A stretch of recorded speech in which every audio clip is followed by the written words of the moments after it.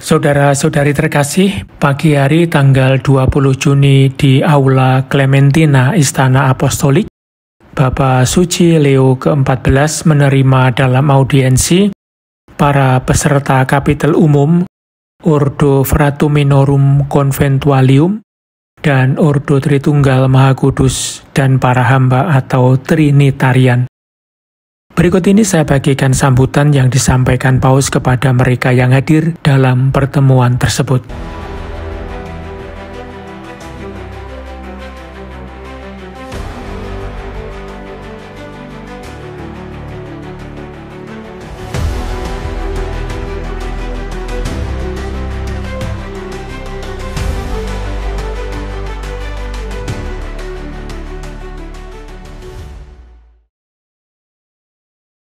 Dalam nama Bapa dan Putra dan Roh Kudus. Amin.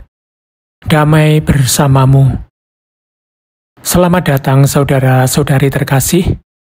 Saya menyapa secara khusus kedua pemimpin umum yang telah dikukuhkan kembali, para penasihat dan para peserta kapitel dari Ordo Fratuminorum Conventualium dan dari Ordo Tritunggal Maha Kudus dan para hamba, juga para delegasi dari Ordo Ketiga dan kelompok awam. Menyambut para Fransiskan dan Trinitarian secara bersamaan, mengingatkan saya pada sebuah lukisan yang terletak di apsis Basilika Santo Yohanes Lateran, yang menggambarkan sebuah audiensi yang bisa dianggap sebagai menghadirkan kembali saat-saat indah tersebut. Lukisan itu memperlihatkan Paus Innocentius III sedang menerima Santo Fransiskus dan Santo Yohanes de Mata secara bersamaan sebagai bentuk penghormatan atas kontribusi besar mereka terhadap pembaruan hidup religius. Menarik untuk dicatat bahwa Santo Fransiskus digambarkan sedang berlutut dengan kitab suci besar yang terbuka, seolah hendak berkata kepada Paus, "Yang mulia, saya hanya mohon untuk hidup sesuai dengan aturan Injil suci tanpa penafsiran pribadi." Sementara itu, Santo Yohanes de Mata berdiri sambil memegang regola atau aturan yang ia susun bersama Sri Paus. Jika Santo Fransiskus menunjukkan kepatuhannya kepada gereja dengan menghadirkan proyek hidupnya bukan sebagai miliknya sendiri, melainkan sebagai anugerah ilahi, maka Santo Yohanes de Mata menunjukkan teks yang telah disetujui, hasil studi dan penegasan rohani, sebagai puncak dari usaha yang mutlak diperlukan untuk mewujudkan panggilan ilahi. Kedua sikap ini tentu tidak saling bertentangan, justru saling memperkaya dan menjadi pedoman bagi pelayanan tahta suci terhadap seluruh karisma hidup religius sejak saat itu. Tuhan telah menginspirasi kedua santo ini tidak hanya dalam jalan spiritual pelayanan, tetapi juga dalam keinginan untuk berdialog dengan penerus Petrus mengenai karunia yang mereka terima dari Roh Kudus agar dapat dipersembahkan bagi gereja. Santo Fransiskus menyampaikan kepada Paus pentingnya mengikuti Yesus tanpa syarat, tanpa tujuan tersembunyi, tanpa ambiguitas atau kepura-puraan. Santo Yohanes de Mata menyatakan kebenaran ini dalam kata-kata yang kemudian menjadi dasar yang juga dihayati oleh Santo Fransiskus.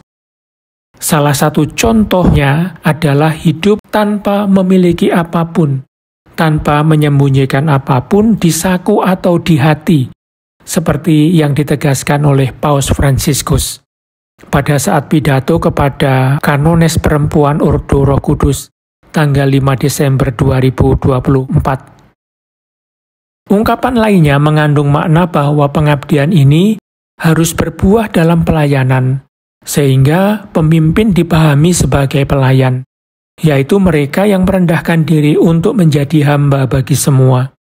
Menarik untuk dicermati bagaimana ayat dalam Injil Markus bab 20 ayat 27 mempengaruhi seluruh kosakata hidup religius. karena menyebut seseorang sebagai prior, magister, atau minister mengandung pemahaman bahwa otoritas adalah bentuk pelayanan. Untuk membarui karisma ini, kalian para Trinitarian telah memilih untuk fokus pada tujuan institut kalian, membawa penghiburan kepada mereka yang tidak dapat menjalani iman mereka dengan bebas. Selama bulan-bulan ini, kalian telah mendoakan keinginan ini mengikuti kata-kata Santo Paulus, dianiaya tetapi tidak ditinggalkan, dijatuhkan tetapi tidak binasa, yang menjadi inspirasi moto kapitel kalian.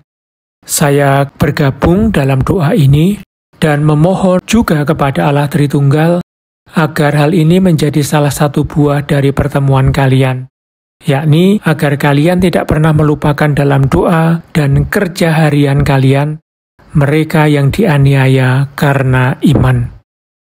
Bagian ini, yakni yang ketiga, mengenai mereka yang dianiaya, menurut ajaran Santo Agustinus adalah bagian dari Allah dan menjadi tanda panggilan Sang Pembebas bagi umatnya. Selain itu, perhatian kalian kepada anggota gereja yang paling menderita akan menarik perhatian panggilan baru, umat beriman, dan orang-orang berkehendak baik terhadap realitas ini, dan akan menjaga kesiapsediaan kalian untuk pelayanan perbatasan yang berlangsung di Semenanjung Arab, Timur Tengah, Afrika, dan anak benua India. Elemen penting lainnya dari tujuan kalian para Fratum Minorum Conventualium dalam kapitel ini adalah melakukan penegasan rohani atas peraturan kapitel umum dan provinsi, karena di dalamnya dibicarakan hal-hal tentang Allah. Yang harus mendorong kita bukanlah kepentingan pribadi, melainkan kepentingan Kristus.